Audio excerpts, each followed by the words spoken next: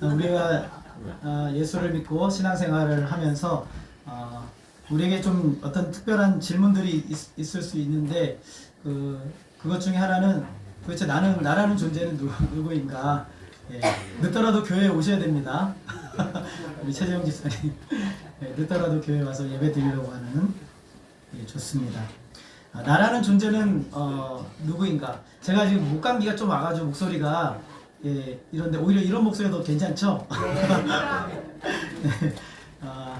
나라는 존재는 어떤 존재인가? 그리고 하나님은 어디에 계시는가?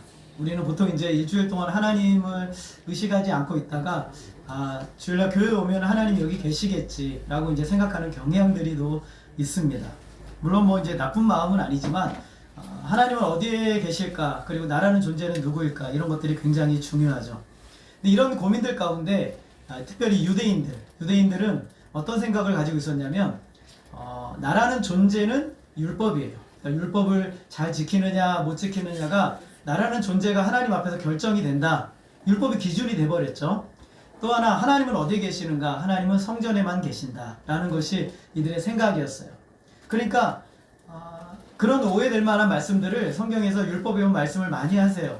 그래서 절기가 되면은 너희들은 반드시 예루살렘 내가 지정한 곳으로 와라. 그래서 거기서 예배를 드려라 라고 하나님이 말씀을 하셨거든요. 모세를 통해서. 그래서 이 두 가지가 유대인들에게는 너무너무 중요해요. 그래서 율법과 성전은 이들에게 있어서 존재 자체, 존재의 이유예요. 그러므로 이것이 없을 수는 없는 거죠. 우리가 잘 아는 것처럼 마태, 마가, 누가, 요한복음을 보게 되면 종교 지도자들 특별히 공회에 모였을 때 예수님을 죽이려고 했는데 죽일 만한 증거를 찾지를 못했어요. 그러자 이들이 쓴 방법이 무엇이냐면 거짓 증인들을 사용을 하거든요. 거짓 증인들을 사용해서 이 두 가지 성전과 율법을 모독했다라는 방법으로 예수님을 모함을 하죠. 그렇게 해서 결국엔 어떻게 하냐면 예수님을 십자가에 못 박는 자리까지 내어주게 돼요. 그런데 지금 스데반의 경우도 똑같이 도대체 말로는 이길 수 없으니까 거짓 증인들을 선동을 해가지고 율법과 성전을 거슬러 말했다라고 거짓으로 진술하게 만들었어요. 우리 사도행전 6장 13절 우리 같이 한번 읽어볼까요? 시작. 거짓 증인들을 세우니 이르되 이 사람이 이 거룩한 곳과 율법을 거슬러 말하기를 마지 아니하는도다. 성전과 율법을 거슬러 말했다는 것은 모독했다는 거거든요. 근데 성전과 율법을 거슬러 말하고 모독했다는 것은 무엇을 의미하냐면 하나님을 모독한 거예요. 그래서 이것을 신성모독이라고 하는 거예요. 그러니까 이스라엘 백성들, 유대인들이 지어서는 안 되는 죄 중에 1순위 제일 무서운 게 뭐냐면 하나님을 모독하는 거예요. 제일 무서운 죄죠. 그래서 지금 이 사람들이 스데반을 죽이려고 제일 최고의 나쁜 죄를 이 스데반에게 지운 거예요. 그래서 성전과 율법을 모독했다. 하나님을 모독했다라고 얘기를 하는 겁니다. 가장 중요한 것을. 그러자 이제 7장 1절에 공회에 모였을 때 대제사장이 묻습니다. 이것이 사실이냐? 이것이 사실이냐라고 물어요. 그랬을 때 이 스데반이 굉장히 이제 긴 설교를 시작을 합니다. 이 설교가 굉장히 긴데 마무리되지 못한 설교예요. 안타깝게도. 끝까지 다 마무리됐으면 좋았을 텐데 마무리가 되지는 못해요. 그럼에도 불구하고 이 말씀 안에서 하나님께서 이 세상을 어떻게 통치하시며 다스리는지를 굉장히 분명하게 말씀하고 있습니다. 그래서 이 스데반은 아브라함이라는 사람, 이 유대인들에게 있어서 믿음의 조상, 굉장히 자랑스러워하는 믿음의 조상으로서 아브라함인데 아브라함으로부터 시작해서 이야기를 시작합니다. 여러분, 아브라함부터 그 야곱 때까지를 우리는 성경에서 무슨 역사라고 그러냐면 족장이라고 그래요. 족장.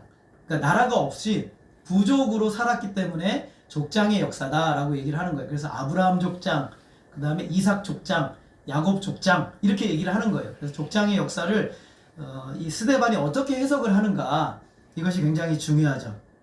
그래서 이제 처음에 어디서부터 시작하냐면 보통 우리가 성경이 아브라함 이야기를 할 때 창세기 12장에서부터 시작을 하거든요. 그런데 스데반은 그게 아니에요. 그 전에 창세기 11장에 아브라함이 무슨 일이 있었는지를 이야기를 합니다. 2절에 보면은 아브라함이 하란에 있기 전 이 메소포타미아라는 곳, 그 당시의 이름으로 하면 갈대아 우루.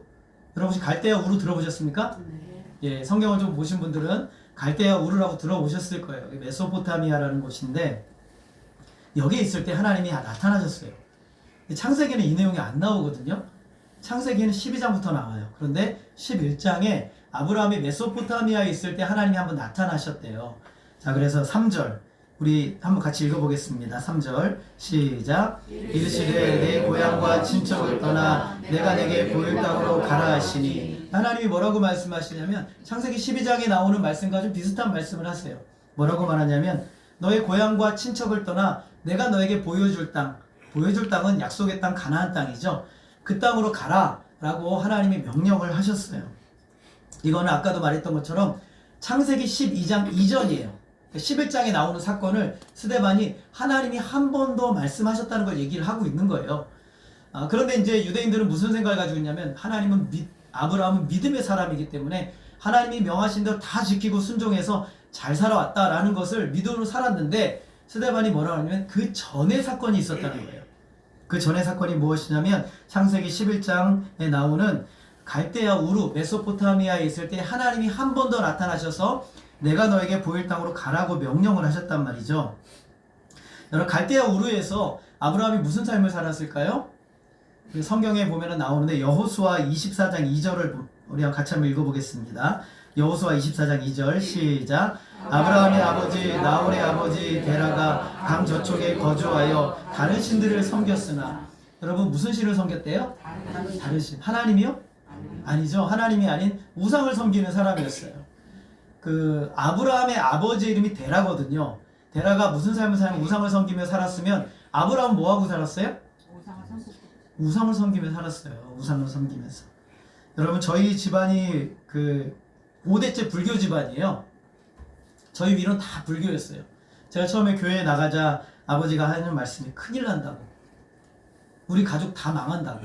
집안에 종교가 2개가 있으면 큰일 난다고. 우리 집안은 뼈대 높은 5대째 불교 집안이고 네 이름이 저기 절에 어디에 기와장에 내 이름이 새겨져 있대. 저는 알지도 못하는데 언제 누가 새겼는지 모르겠는데 제 이름이 거기 있다는 거예요.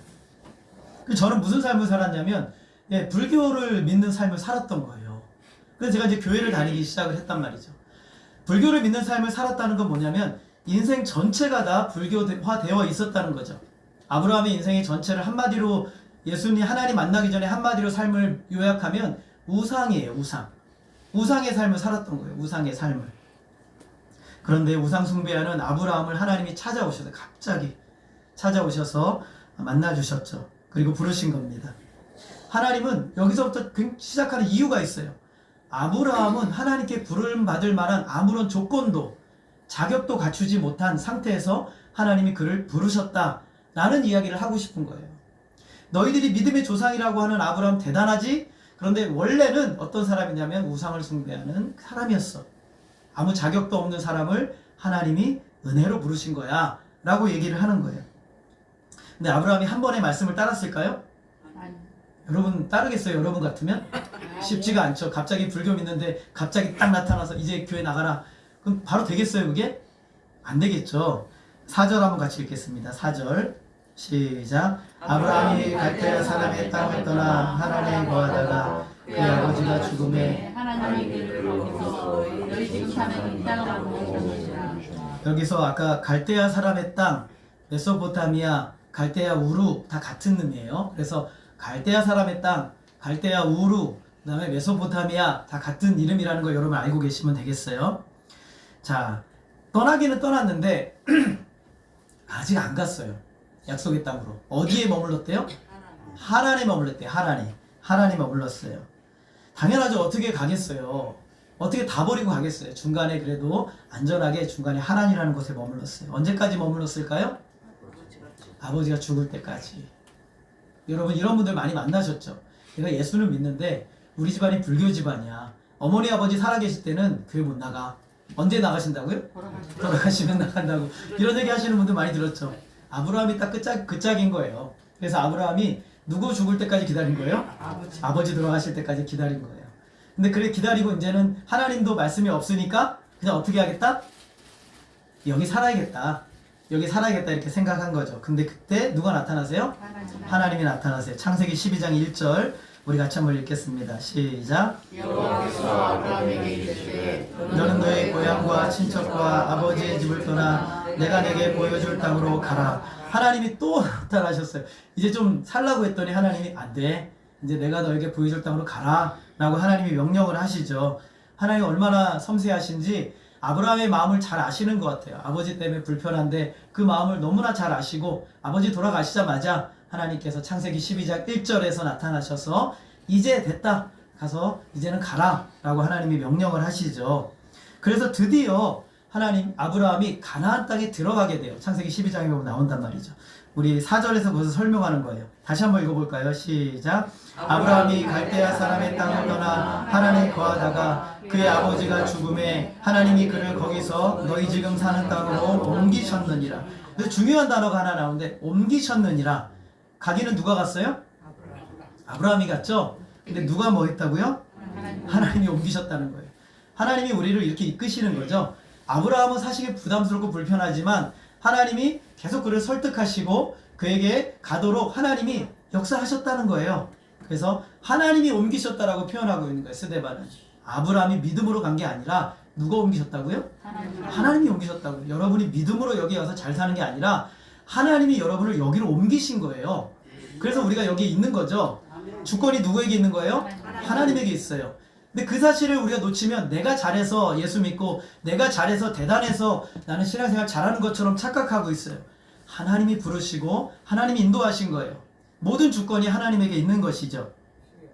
그래서 하나님이 옮기셨어요. 창세기 12장 5절 우리 같이 한번 읽어보겠습니다. 시작. 아브라함이 그의 아내 사레와 조카 롯과 하란에서 모은 모든 소유와 얻은 사람들을 이끌고 가나안 땅으로 가려고 떠나서 마침내 가나안 땅에 들어갔더라. 여러분 여기서 제일 중요한 단어가 뭘까요? 민복기 집사님 아시네요. 마침내예요. 마침내. 마침내라는 단어를 놓치면 안 돼요. 마침내는 무슨 뜻일까요? 하나님이 우리에게 계획하시고 뜻하신 일을 이루셨다라는 뜻이에요. 마침내가 바로 그런 뜻이에요. 그러니까 우리는 거절하고 거부하는데 하나님이 어떤 방법과 수단을 동원하셔서 우리의 마음을 설득하셔서 결국에는 마침내 그 뜻을 이루셨다라는 것을 성경이 이야기하고 있는 거예요. 이런 단어를 놓치면 자꾸 내가 무엇을 했다라고 착각하게 만드는 것이죠. 즉 그들이 거하게 된 가나안 땅은 아브라함이 믿음으로 간 것이 아니라 하나님이 그를 강권적으로 이끄셔서 그가 가나안 땅에 들어가게 된 거예요. 지금 이 얘기를 하고 있는 것이죠. 그럼 여러분 약속의 땅에 들어갔으면 인생이 확짝 피겠죠. 예, 그럼 너무 좋은데 그렇지가 않아요. 이제 고난과 고통의 삶이 더 부각이 되고 힘들어지게 되는 거예요. 여러분 예수 믿으면 행복하고 만사가 다 해결됩니까? 아니죠. 참 희한한 게 예수 믿으면 문제가 더 크게 보여요. 작았던 것 같은데 다른 사람들은 아무것도 아닌 것 같은데 예수 믿는 사람들에겐 이 문제가 굉장히 크게 다가와서 더 고통스럽고 더 힘들어요. 다른 사람들은 에이 그냥 야 너 가서 그냥 죽을 만큼 마시고 끝내 그러면 되는데 우리는 그게 안 되잖아요. 그죠? 우리는 그게 안 되기 때문에 고통이 더 고통스러운 거예요. 그때부터 오히려 온갖 인생의 문제들을 경험하게 되죠. 그런데 그 고통 가운데 하나님의 섬세하고 분명한 목적이 있어요. 우리 5절 같이 한번 읽겠습니다. 시작. 그러나 여기서 가칠 만한 땅도 주지 아니하시고 다만 이 땅을 아직 자식도 없는 그와 그의 후손에게 소유로 주신다고 약속하셨으며. 여러분 물어볼게요. 여러분에게 하나님께서 자 저기 광주로 가라. 그럼 뭐 주시겠다는 거예요? 뭐 주시겠다는 거예요? 땅을 주시게 살 곳 주시겠다는 거잖아요. 근데 뭐가 없대요 지금? 발붙일 만한 땅도 유업으로 주지 않으셨대요. 너무 서운하죠. 어쩌면 하나님이 이렇게 하실 수가 있어요? 자, 여기서 여러분 5절에서 제일 중요한 단어 하나 꼽아보세요. 무슨 단어일까요? 보통 사람들은 땅, 그 다음에 유업, 자식, 후손, 소유 이렇게 중요하게 느껴져요. 우리도 나에게 돈이 많으면 하나님 날 축복하신 거고 내가 만사가 형통하면 하나님 날 축복하신 거고 이렇게 생각하잖아요. 근데 성경에서 주안점은 여기 약속이에요. 약속이라는 단어가 제일 중요한 단어예요. 성경에서 약속이라는 단어가 너무너무 중요한 단어예요. 그래서 이 약속이라는 단어를 놓치는 순간 우리는 신앙의 고통을 받는 거예요. 흔들리고 또 흔들리는 거예요. 하나님이 하나님의 자녀들에게 찾아오셔서 하나님의 자녀들에게 하나님이 주시는 최고의 선물이 있는데 약속이에요. 아무에게나 약속하지 않으세요. 하나님은 그분의 자녀들에게 찾아오셔서 약속을 주시죠. 더 분명한 것은 하나님은 사람과 약속하실 만한 어떤 이유도 없어요. 그런 이유도 없어요. 그런데 하나님이 사람을 찾아오셔서 약속을 하시죠. 약속을 주신 목적, 왜 약속을 하실까요? 여러분, 왜 약속을 하세요? 그 약속을 지키겠다는 거잖아요. 그래서 하나님이 우리에게 약속을 주시는 목적은 약속을 지키겠다는 거예요. 자, 여기서 제일 중요한 거는 이 약속은요, 네가 잘하건 네가 못하건 네가 대단하건 네가 굉장하건 아니면 엉망이건 상관없이 누가 이 약속을 지키겠다는 거예요? 하나님이 지키겠다는 거예요. 그래서 약속은, 성경의 약속은 놀라운 거예요. 성경의 약속은 일방적이에요. 하나님이 찾아오셔서 하나님이 이루시고자 하시는 역사를 우리에게 보이시고 약속하시는 하나님. 누가 이루세요? 하나님이 이루시는 거예요. 여러분, 하나님의 약속을 받으셨어요? 우리 하나님의 약속을 받았죠? 그럼 그 누가 이루실까요? 하나님 반드시 이루세요. 그게 중요한 거예요. 그래서 약속을 받았다는 것은 내가 하나님께 속했다는 가장 강력한 증거예요. 하나님의 약속. 그 약속이 내용이 무엇이냐면, 중요한 게 뭐냐면 아직 이루어지지 않은 거예요. 그리고 이루어질 가능성도 없어요. 사실은 별로 희미하죠. 하나님의 약속을 아브라함에게 주신다고 하셨는데 중요한 거는 그의 후손에게 이루시겠다고 약속을 하세요. 우리 창세기 12장 7절 한번 볼게요. 자, 한번 같이 읽어볼까요? 시작. 여호와께서 아브라함에게 나타나 이르시되 내가 이 땅을 네 자손에게 주리라 하시니라. 누구에게 주신대요? 네, 자손에게. 그 사람에게는 안 주고 자손에게 주신대요. 참, 예, 언제 나와요? 언제 받아요? 그것도 기간도 너무 멀어요. 여러분 이제 우리가 알겠지만 아브라함이 죽은 다음에 몇백 년 지난 다음에 이스라엘 백성들 애굽에서 400년 넘도록 노예 사역을 하고 광야 40년 거쳐서 드디어 들어가요. 기간이 너무 오래 걸리잖아요. 근데 하나님이 말씀하세요. 내가 이 땅을 누구에게 주신다고요?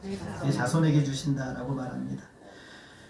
지금 아브라함은 먼 곳을 떠나 가나안의 나그네로 거하고 있는 상태예요. 아브라함이 기대했을 거예요. 땅을 주시겠구나. 당연하죠. 그런데 하나님이 이렇게 말씀하시고 난 다음에 자, 따라하겠습니다. 10년 동안 말씀이 없으시더라. 여러분, 10년 동안 하나님과 관계가 없으면 어떻게 된 겁니까? 떠난 거죠. 하나님 떠난 거고. 여러분 교회 안 나오고 10년 동안 예배 안 드리고 기도 안 하고 말씀 안 보고 그러면 여러분 사람들이 뭐라고 그럴까요? 불신자죠. 교회 안 다니는 사람인 거예요. 하나님이 안 찾아오셨어요. 10년 넘도록. 6절을 같이 한번 읽겠습니다. 시작. 그 후손이 다른 땅에서 나그네가 되리니 그 땅 사람들이 종으로 삼아 400년 동안을 괴롭게 하리라 하시고, 더 이제 10년 만에 찾아오셔서 하시는 말씀이 내가 너의 후손들 그 땅에서 나그네 되게 해줄게. 그리고 그 땅에서 괴롭힘을 당할 거야. 몇 년 동안요? 400년 동안. 이렇게 말씀하세요. 하나님이 심지어 400년 동안 고통받을. 좋은 말씀이에요? 나쁜 말씀이에요? 네, 힘든 말씀이죠. 하나님 이렇게 우리에게 말씀하셨어요. 자, 창세기 15장 13절 한번 같이 읽어보겠습니다. 시작. 여호와께서 아브라함에게 이르시되 너는 반드시 알라. 이방 땅에서 객이 되어 그들을 섬기겠고 그들은 400년 동안 내 자손을 괴롭게 하리니. 같은 말씀이에요. 왜 이런 고통을 당해야 됩니까? 약속 때문이에요. 약속.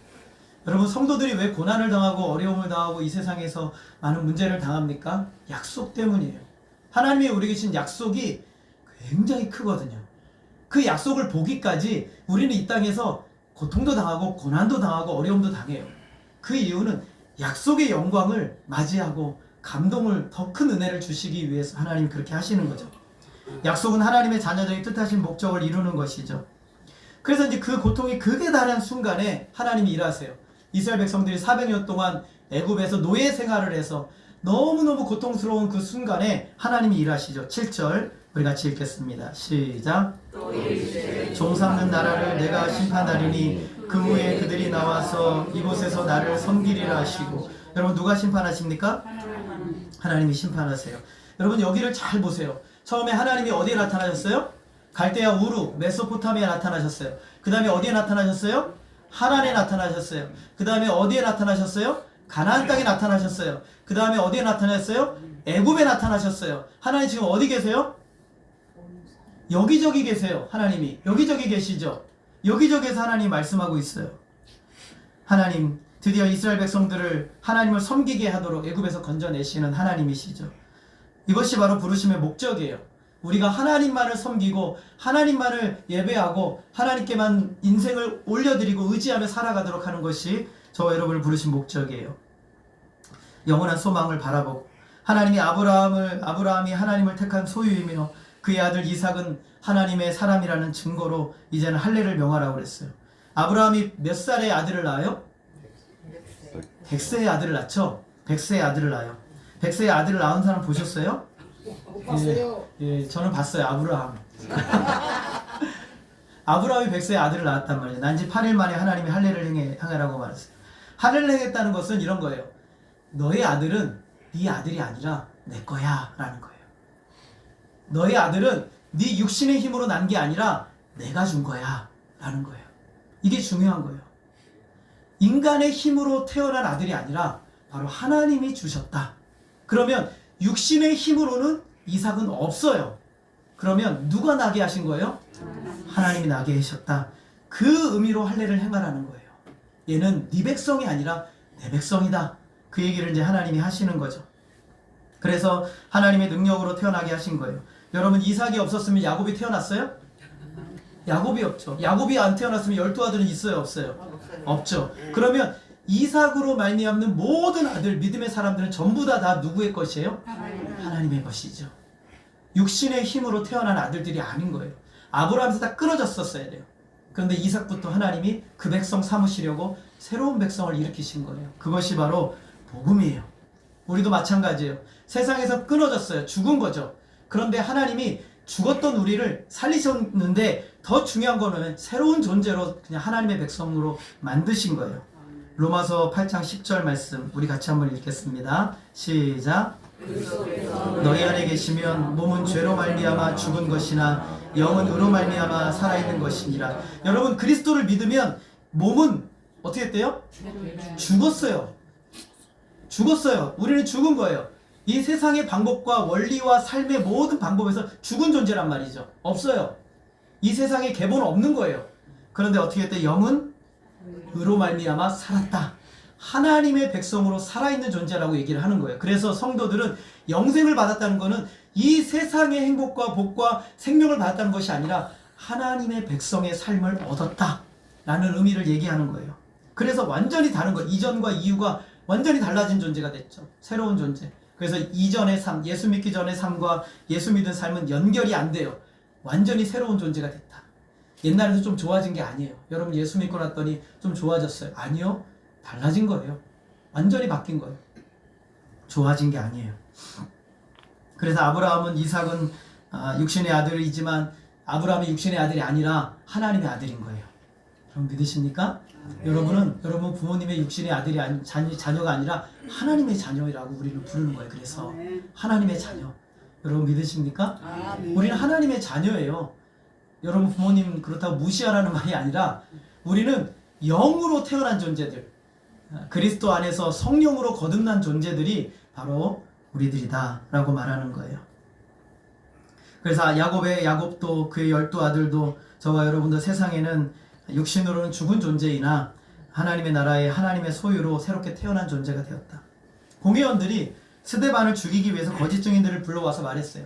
율법을 모독하다니 너희는 이놈 자식 했는데 지금 아브라함이 율법을 지켰어요? 하나님이 인정할 만한 삶을 살았나요? 아니죠. 누가 그를 부르셨어요? 하나님이 부르셨어요. 누가 그를 인도하셨나요? 하나님이 인도하셨어요. 아브라함이 잘해서요? 아니에요. 하나님이 약속하셨기 때문에. 이것이 은혜라고 하는 거예요. 하나님이 그를 무조건적으로 부르시고 무조건적으로 인도하시고 약속하시고 무조건적으로 인도하셔서 마침내 하나님의 약속의 땅에 이르게 하시고 또 약속을 주셔서 또 마침내 그 백성들을 나오게 하시는 역사가 일어나는 거예요. 율법이 아니라 예수 그리스도를 믿는 믿음으로 우리가 살아가는 거예요. 하나님이 그들을 택하셨고 부르셨고 연단하시고 결국에는 믿음의 사람답게 세우시는 겁니다. 여러분 아직 우리 과정에 있죠? 여러분 과정에 있어요. 더 맞을 수도 있고 더 터질 수도 있는 거예요. 근데 중요한 거 한 가지가 있어요. 하나님이 약속하셨다면 어떻게 될까요? 반드시 이루세요. 꼭 이루세요. 여러분의 아름답게 하나님이 원하시는 대로 이루어가신 하나님이시다. 자, 그러면 아브라함의 후손들이 어떻게 애굽에 들어가게 됐어요, 여러분? 어떻게 이집트에 들어가게 됐어요? 예, 하나님이 하셨죠. 하나님이 하셨는데 우리는 성경을 알기 때문에 잘 알아요. 누구 고난시키셨어요? 누가 고통받게 하셨어요? 요셉. 요셉의 고난을 통해서 사용하셔서 하나님이 이스라엘 백성들을 애굽에 들어가게 하신 거예요. 요셉의 고난을 통해서. 지금 스데반이 그 얘기를 하는 거예요. 요셉의 형들이 요셉을 시기했어요. 그래서 애굽의 종으로 팔리게 했죠. 요셉의 주인이 누구였습니까? 보디발. 보디발이 요셉의 주인이었어요. 보디발이 요셉이 종이긴 했지만 너무 성실하게 일하니까 그를 이 종들 중에 최고로 삼았어요. 총무로 삼은 거예요. 그래서 요셉을 신임해서 열심히 살았는데 보디발의 아내가 누구를 유혹해요? 요셉을. 잘생겼나 봐요. 아주 뭐 핸섬하고 성경에 보니까 아름다웠다라는 표현을 쓰고 있어요. 아름답다라는 표현은 어떤 면에서는 남자답지 못하다라는 뜻이에요. 굉장히 예쁘고 예쁘장하게 생긴 남자들을 생각할 수가 있는데 그런 모습이 요셉이었던 것 같아요. 그러니까 이 여인이 나쁜 생각을 품은 거예요. 그래서 요셉을 잡고 야, 우리 오늘 밤 함께 하자, 이렇게 이제 유혹을 한 거예요. 이 요셉이 어떻게 합니까? 안 됩니다. 하나님 앞에 범죄할 수 없습니다. 안 됩니다. 그랬더니 이 죄를 짓는 사람은 절대 포기 안 해요. 끝까지 합니다. 그래서 다 그날따라 일이 만들어졌어요. 남편도 나가고 종들도 나가서 일 보고. 지금 집안에 누구만 있어요? 예, 둘만 남았어요. 그 일이 벌어지려면 이렇게 하는 거예요. 그때 조심하셔야 돼요. 자, 근데 이 여인이 아니야 다를까 이번에는 적극적으로 요셉의 옷을 잡고 우리 오늘 밤을 보내자 라고 얘기했는데 요셉이 어떻게 했냐면 그 옷을 벗어 던지고 밖으로 나갔어요. 그래서 이 약한 여인이 내가 얻을 수 없으니까 너는 감옥에나 들어가라 라고 하고 요셉을 모함하게 되죠. 그래서 보디발이 요셉을 감옥에 집어넣게 돼요. 감옥에 지냈는데 여러분, 이 기간을 우리가 최소한으로 해도 15년이에요. 아브라함이 요셉이 15살쯤에 종으로 팔렸다고 하면 이제 요셉이 감옥에서 나오는 나이가 30살이거든요. 그러면 인생의 황금기죠. 가장 아름다운 시기, 가장 복된 시기를 요셉은 종으로 형들에게 미움받고 그리고 감옥에서 15년을 보냈어요. 얼마나 슬프고 억울합니까? 그 고통 순간에 요셉은 인생을 살았어요. 자, 그런데 9절 끝에 보면 중요한 말씀이 나와요. 따라하겠습니다. 하나님이 그와 함께 계셔서. 하나님이 누구와 함께 계셨대요? 그래서 중요한 거예요. 하나님이 고난 중에 여러분과 함께 계세요. 여러분 믿으십니까? 하나님이 고난 중에 여러분과 함께 계세요. 그래서 어떻게 되었을까요? 10절 같이 읽겠습니다. 시작. 애굽왕 바로 앞에서 은총과 지혜를 주시며 바로가 그를 애굽과 자기 온 집의 통치자로 세웠느니라. 자, 하나님께서 그와 함께 계셨어요. 그래서 은총과 지혜를 주셔서 애굽왕 바로의 꿈을 해석함으로 결국에는 어떤 일이 일어났어요? 요셉이 애굽의 총리가 됐어요. 애굽의 총리. 자, 여러분 한번 물어보세요. 여러분 공부 열심히 하고 그리고 열심히 노력해서 여러분 국무총리 될 수 있죠? 쉽습니까 그게? 인간의 노력으로는 요셉이 국무총리, 애굽의 그 가장 강대한 나라, 지금으로 보면 미국보다 더 큰 나라예요. 그 강대한 나라의 최고 권위자가 될 수 있는 가능성은 0%예요. 인간의 노력으로는. 근데 누가 그렇게 하셨어요? 뭐를 통해서요? 고난의 삶을 통해서. 고난의 삶을 통해서 하나님이 갑자기 죄인의 신분에서 갑자기 애굽의 총리의 신분으로 그를 이끄셨어요. 그렇게 된 이유, 하나님이 그와 함께 하셨기 때문이다 라고 말씀하고 있어요. 그런데 부정적인 사건은 계속 일어나요. 안 좋은 일이 일어났어요. 애굽과 가나안 온 땅에 뭐가 들었어요? 기근 흉년이 들었단 말이죠. 유대인의 조상들이 가나안 땅에서 흉년으로 인하여 먹을 것이 없게 되었어요. 근데 곡식은 어디에만 있어요? 애굽에만 있는 거예요. 그래서 야곱이 있잖아요. 그의 아들들에게 야, 베냐민은 너무 어리니까 막내니까 데리고 가지 말고 너의 형제들 데리고 가서 애굽에 가서 곡식을 좀 가지고 와라 라고 얘기를 했단 말이죠. 갔어요. 갔더니 요셉이 딱 보니까 누가 와 있어요? 자기 형들이 자기 앞에 와서 무릎 꿇고 있는 거예요. 기가 막히겠죠. 여러분, 하나님이 하시는 일이 너무 놀라운 거예요. 우리는 감히 생각할 수도 상상할 수도 없는 일이에요. 요셉이 그 순간 딱 생각이 들었어요. 그래서 요셉이 그 형들에게 뭐라고 말하냐면 당신들은 스파인데 당신들 막내 동생 데리고 오지 않으면은 당신들은 죄인이야, 스파이야 라고 모함을 해버려요. 여러분 요셉이 인생에 모함을 많이 받았죠. 그래서 모함을 해버려요. 그래서 결국에는 곡식은 많이 줘서 다시 보내는데 조건이 있어요. 다음에 반드시 네 동생 베냐민 데리고 와야 돼. 그렇게 얘기를 한단 말이죠. 그래서 갔어요. 가서 이제 애굽 땅에 가나안 땅에서 곡식을 먹는데 여러분 곡식이 한번 먹으면 계속 막 불어나죠. 곡식이 없단 말이죠. 그러니까 어디로 다시 가야 돼요? 애굽으로 가야 돼요. 여러분 인생을 보니까 문제가 생겼는데, 부정적인 문제가 생겼는데 문제가 해결이 안 돼요. 너무 오래 가는 거예요. 문제가 고통스럽죠. 너무너무 고통스러워. 근데 거기에 반드시 하나님 뜻이 있어요. 그래서 다시 이제 야곱이 아들들에게 가서 곡식을 가져오라 했더니 하는 말이 안 됩니다. 그 애굽의 가장 강한 권력자가 우리에게 베냐민을 데리고 오지 않는다면 안 된다고 했습니다. 유다가 드디어 설득을 합니다.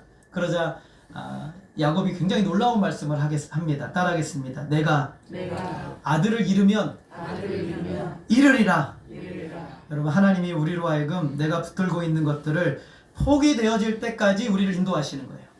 누구를 의지하라고요? 하나님 의지하도록. 여러분 붙들고 있는 것들을 포기되어질 때까지 우리를 인도하시는 거예요. 부정적인 사건들로. 그래서 이 야곱이 드디어 말해요. 내가 아들을 잃으면 잃으리로다.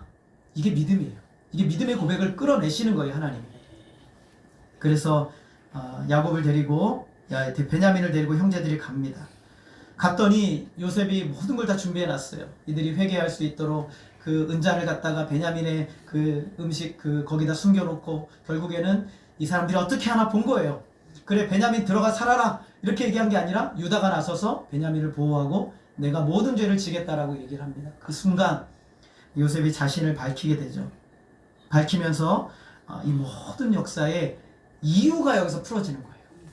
이 모든 부정적인 사건들의 이유가 드디어 여기서 풀어지는 거예요. 여기서 왜 우리가 부정적인 상황을 당하고, 왜 요셉이 형제들에게 시기를 당하고, 왜 거기서 노예로 살았으며 감옥에 갇혔고 그 15년의 비참한 인생을 살았으며, 왜 나라가 흉년이 들어 먹을 것이 없고 이렇게 어려운 상황이 오래 지속되고 7년이거든요. 이렇게 오래 지속되고 먹을 것이 없어서 거기 먼 애국까지 왔다 갔다 하면서 이런 고난을 당해야 됐는가. 그 이유가 풀어진 거예요. 고난이 있어도 배후에서 모든 일을 주관하시는 하나님을 보면 우리는 약속을 의지하며 살아갈 수가 있어요. 사울왕의 질투를 받았던 다윗이 10년 동안 쫓겨다니며 고생을 했습니다. 사울왕의 질투와 병적인 히스테리가 이 다윗을 엄청 고통스럽게 만들었죠. 그런데 그 과정을 통해서 예수님의 조상이고 가장 위대한 선지자이며 가장 이스라엘 탁월한 왕으로 하나님 훈련시키는 도구가 되었어요. 누가요? 사울왕이. 그렇게 된 거예요.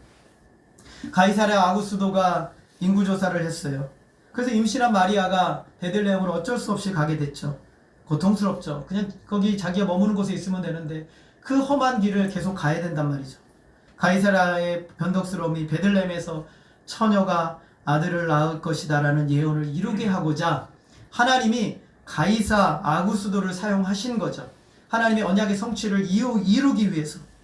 갑자기 로마 황제 글라우디오가 로마에 사는 모든 유대인들 다 나가라 추방령을 하는 거예요. 여러분 삶의 자리에서 오늘 갑자기 다 나가라 그러면 뭘 가지고 나가겠어요? 어떻게 살겠어요? 그랬더니 어쩔 수 없이 아굴라와 브리스길라가 가다가 우리 저기 고린도에 가 살자 라고 고린도로 갔는데 거기 마침 누가 와 있어요? 사도 바울이 2차 전도 여행 중에 있었던 거예요.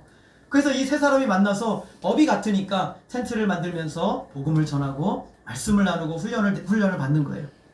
놀라운 일들이 일어나죠. 우리가 당하는 힘들고 고통스러운 그 이면에는 하나님의 선하신 뜻이 있음을 믿으시기를 바랍니다. 여러분을 사랑하시기 때문에 여러분에게 선한 일을 이루시기 위해서 때로는 고난을 허용하세요. 이해할 수 없는 일들이 우리에게 막 일어나는 거죠. 너무 오래 길어요. 오래 흉년이 되고 오래 힘들고 먹을 것이 없고 고통스러운 순간이 돼요. 관계가 깨져서 해결이 안 돼서 지지부진하고 너무 오래되는 거예요. 사람들에게 미움을 받기도 하고 일의 고통을 받는 거예요. 그러나 하나님이 사랑하시는 모든 사람들에게서는 모든 것이 합력하여 선을 이루는 거예요. 반드시 이 사실을 믿으시기를 바랍니다. 하나님 지혜와 능력은 무한하시기 때문에 이런 일들을 계획하시고 완벽하게 성취하실 수 있는 거예요. 형들이 이 사실을 알고 어찌할 바를 몰라 하고 있어요. 요셉에게 어떡하지 이제 우리 죽었구나 라고 하는데 요셉이 놀라운 말을 하죠. 창세기 45장 5절 우리 같이 한번 읽겠습니다. 시작.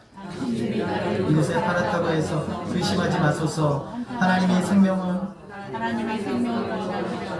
나를 당신들보다 먼저 보내셨나이다. 자, 여기서 요셉이 놀라운 고백이죠. 자, 두 가지를 여러분 기억하세요. 하나님이 뭘 하고 싶으세요? 생명을 구원하고 싶으세요. 여러분 고난의 흔적은 생명을 구원하시기 위한 하나님의 뜻이 있음을 믿으시길 바랍니다. 그 때문에 뭘 어떻게 했다고요? 나를 먼저 보내셨나이다. 당신들보다 먼저 보내셨다. 이 말을 좀 제가 바꿔볼게요. 집에 있는데 남편은 신앙생활을 너무 열심히 하는데 아내가 예수를 안 믿어요. 하나님, 저 여인이 도대체 왜 예수를 안 믿을까요? 왜 내가 이렇게 힘들까요? 예수 믿으면 잘 돼야 될 텐데. 그때 여러분이 말씀을 생각해서 하나님이 나를 이렇게 고통스럽게 하고 힘들게 하는 것은 저 생명을 구원하시기 위해서, 하나님이 저 사람보다 나를 먼저 하나님의 자리에 앉히셨나이다 라고 고백하는 거예요. 저 사람을 구원하시기 위해서 하나님이 여러분을 여기 이 자리에 먼저 앉으신 줄을 믿으시기를 바랍니다. 그 사람을 위해서 나를 사용하시는 거예요. 생명을 구원하시려고. 창세기 45장 7절 같이 한번 읽겠습니다. 시작. 하나님 큰 구원으로 당신들의 생명을 보존하고 당신들의 후손을 세상에 두시려고 나를 당신들보다 먼저 보내셨나니. 여기서 더 한 가지 나아가요. 당신들의 생명을 보존하고 당신들의 후손, 믿음의 세대를 일으키시기 위해서 하나님이 나를 당신들보다 먼저 보내셨습니다 라고 고백하는 거예요. 사도행전에 보니까 이 바울이 빌립보에 갔을 때 빌립보에 감옥에 갇혔거든요. 감옥에 갇히니까 거기서 하나님을 찬양하고 막 기도하고 뜨겁게 하니까 갑자기 하나님이 지진을 일으키셔가지고 막 옥문이 열어지고 바울의 막 그 쇠고랑이 풀어지고 이제 막 나가니까 바울만 그런 게 아니라 모든 죄수들이 다 풀려났어요. 간수장이 깜빡 자고 있다가 보니까 다 나가니까 내 인생 끝났다라고 이제 자결하려고 했을 때 사도 바울이 멈춰라! 라고 얘기를 한단 말이죠. 내가 여기 있다. 근데 간수장이 놀라운 질문을 해요. 내가 어떻게 해야 구원을 받을 수 있겠습니까? 그때 바울이 뭐라고 말합니까? 주 예수를 믿으라. 그리하면 너와 내 집이 구원을 받으리라. 믿으십니까? 예, 여러분 한 사람을 먼저 보내신 목적은 여러분의 가정을 위함이에요. 여러분이 믿지 않는 사람들을 위해서 여러분을 먼저 이곳에 이르게 하신 거예요. 45장 8절 같이 읽겠습니다. 시작. 그런즉 나를 이리로 보낸 이는 당신들이 아니요 하나님이시라. 여러분, 하나님이 여러분을 여기에 보내셨어요. 그렇죠? 하나님이 보내신 거예요. 그렇기 때문에 고통도 있고 아픔도 있어요. 문제도 있지만 생명을 구원하시려고, 여러분 안에 있는 그 오래된 그 영혼을 구원하시려고 하나님이 여러분을 이 자리에 보내신 줄 믿으시기 바랍니다. 어떤 사람의 못된 성격도 사용하시고, 어떤 사람의 병적인 히스테리도 사용하시고, 그 사람의 교만도 사용하시고, 안 좋은 환경도 사용하시고, 어떤 모든 일도 사용하셔서 결국에는 하나님이 열심으로 이루시고자 하시는 역사를 내 안에서도 이루고 그 사람 안에도 이루시는 하나님의 역사가 오늘도 있는 거예요. 아멘. 생명을 구원하시려고. 흉년이라고 하는 큰 환란이 이스라엘 백성들에게 하나님의 뜻을 이루게 하신 것처럼 우리에게도 그렇다는 거예요. 하나님의 자녀인 저와 여러분은 매우 특별한 존재죠. 하나님이 우리를 선택하시고 예수의 피로 생명 주시고 이제는 깨끗하게 하셨어요. 그래서 작은 일이든 큰 일이든 상처받는 일조차도 합력하여 선을 이루게 하시는 하나님의 지혜와 능력이 우리에게 매일 일어나고 있어요. 매일. 그러므로 범사에 감사할 수가 있는 것이죠. 약속대로 야곱의 가족은 애굽으로 내려갔습니다. 약속대로 야곱은 가나안 땅과 가나안 땅에 묻혔어요. 아브라함과 사라가 묻힌 곳에 야곱이 묻히게 됩니다. 스데반이 무슨 말씀을 전하고 있어요? 율법을 지켜서가 아니라 하나님이 우리를 부르셨기 때문에 너희들이 내가 여기 있는 거야. 하나님이 우리를 부르셨기 때문에, 은혜로 우리를 부르셨기 때문에 우리가 여기에 있는 거예요. 여러분이 무엇을 하고 안 하고가 아니라 하나님이 창세전에 예정하셔서 여러분을 여기에 있도록 하셨기 때문에 그 이유 하나만으로 우리에게 영원한 길이 열렸다. 그 얘기를 하고 있는 거예요. 아멘. 은혜는 하나님의 열심으로 계속 우리가 육신의 죽음을 맞이할 때까지, 육신의 죽음을 맞이한 이후의 영원의 삶까지도 하나님이 책임지시고 붙드시는 것이 축복이에요. 또 하나, 하나님은 성전에만 계시지 않죠. 공회원들이 스데반이 성전을 거슬러 말했어요. 너는 하나님을 모독했어 라고 얘기를 했단 말이죠. 그런데 말합니다. 아니야. 여러분 성경을 봐봐. 하나님은 갈대아 우르에도 계셨고, 하란에도 계셨고, 가나안 땅에도 계셨고, 애굽에도 계셨고, 하나님이 어디에나 무소부재하시는 하나님, 어디에나 계시는 하나님이죠. 하나님의 자녀들이 있는 곳에 하나님이 계신 거예요. 우리 마음속에 하나님이 계신 거죠. 이게 하나님이 놀라운 것이. 이스라엘 백성들이 너무 놀라운 것은요, 하나님이 지금 요셉과 함께 어디에 계세요? 애굽에 계시죠. 동시에 하나님 지금 어디에 계세요? 야곱과 함께 그의 자녀들과 함께 가나안 땅에 계세요. 근데 하나님은 요셉에게 일하고 계셨는데 지금 하나님은 가나안 땅에 있는 야곱과 그의 가족들에게도 일하고 계셨어요. 그런데 이 두 일이 어느 순간 하나에 합쳐지게 만드셨어요. 너무 놀라운 일들을 하나님이 하고 계신 것이죠.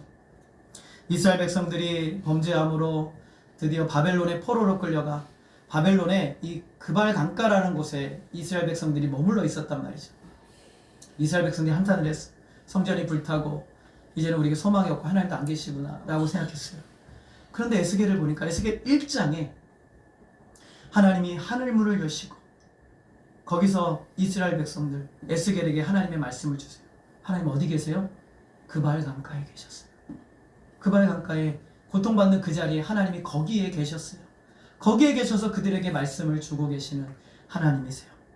그래서 에스겔의 맨 마지막은 이렇게 끝나요. 하나님은 여기에 계시느니라. 하나님 여기에 계시느니라. 바로 여기 지금 이 자리에 하나님이 우리와 함께 계시는 거예요. 아멘. 어디에나 우리와 함께 하시는 하나님은 단 한순간도, 단 한 포인트도, 단 한 시점도 놓치지 않으시고 완벽하게 우리의 삶을 이루고 계세요. 우리를 은혜로 부르신 하나님, 지금도 은혜로 여러분을 인도하고 계시고, 여러분이 고통스러운 자리에 하나님은 계세요. 여러분이 기뻐하는 자리에도 계시고, 여기 예배하는 자리에도 홀로 눈물을 흘리며 인생의 문제와 분투하며 싸우는 그 자리에도 하나님 계시고, 힘겨운 고통의 순간에도 계시고, 모든 상황에 하나님은 계세요.